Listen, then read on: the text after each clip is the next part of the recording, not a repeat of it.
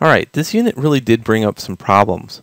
Problems that I kind of knew how to solve because I had some background history with the use of obj. I want to show you something. We're going to take these and export them. Wait for an obj. And I'll call this Windows, the plural windows. This one. And then what I'm going to do is we're going to go into that directory and look at the file that comes along with this. So I have Windows and Windows. I got a material and I got an object. Let's open up the materials actual mtl file. We're going to open this with Notepad or WordPad. WordPad's preferable. Let's read this. It says there's a new material, and the new material is called Windows Large, and it's using period TGA. Okay.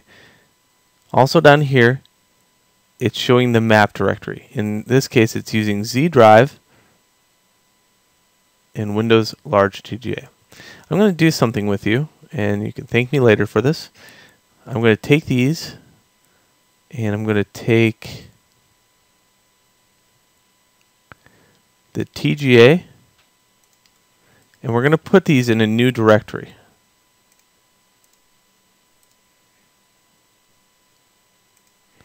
We're going to call this directory obj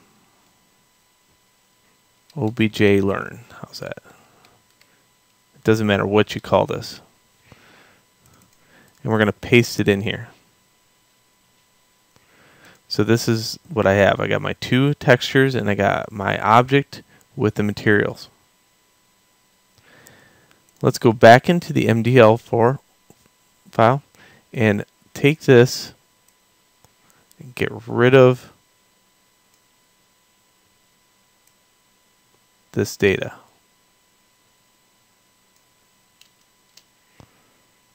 Okay, again, I'm going to get rid of this data. And then I'm just going to go File, Save. Close that out. In Blender, I'm going to open up a new scene. Get rid of this box and go File, Import, Wavefront Object, Z drive, My Series, Work in Progress. Here's that object learn. I'm going to open up this obj. Let's go to textured mode. Notice the texture automatically loads with the object. If I hit N and go to display, I can go to textured face. Okay, and it might not necessarily load the alpha correctly because of the fact that it's not over here.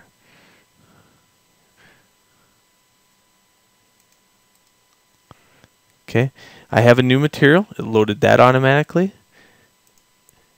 It has this. It loaded that automatically. It does have the use alpha. It loaded that automatically. All because I changed those one properties.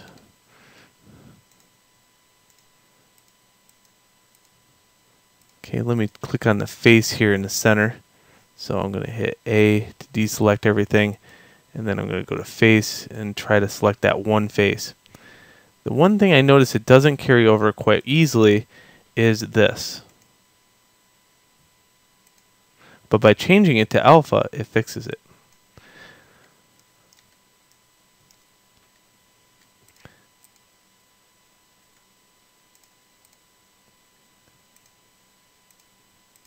Now, didn't that feel a lot smoother? Yes, it did. So having some background history from working with OBJs helps you. Now you'll understand that in that file, there's a lot of information both in the OBJ file and the MTL file. If you look at the obj file for a second, see how it says material Windows MTL. Okay, so that's referencing that file, and that's how it works. Down below, it'll also say Windows large TGA. So it's referencing the use MTL above and then referencing the file TGA. In the OBJ, it doesn't have anything to do with the structure. So in other words, it doesn't have Z drive, C program files, my basement, whatever. That data is stored in the MTL.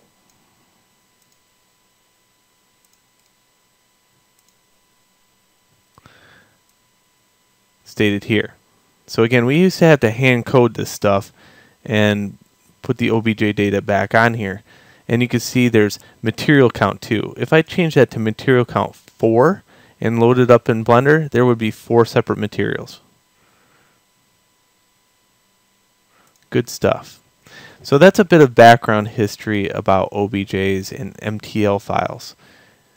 So hope you enjoyed, and let's go on to the next video.